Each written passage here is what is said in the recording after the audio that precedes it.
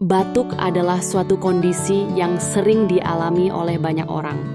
Selain mengonsumsi obat, jenis makanan yang kita konsumsi juga dapat mempengaruhi proses penyembuhan batuk. Ada beberapa jenis makanan yang sebaiknya dihindari oleh penderita batuk. Pertama, makanan yang mengandung banyak gula sebaiknya dihindari.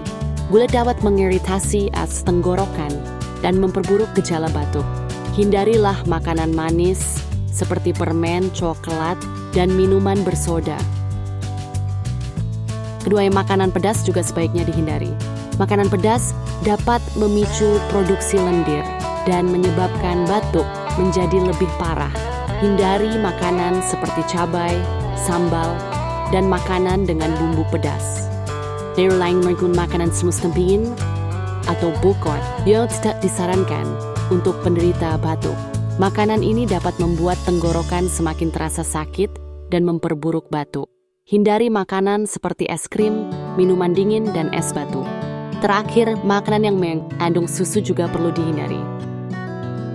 Susu dapat meningkatkan produksi lendir dan membuat batuk menjadi lebih sering.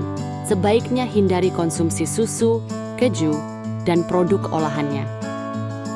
Baiklah, itulah beberapa jenis makanan yang sebaiknya dihindari oleh penderita batuk.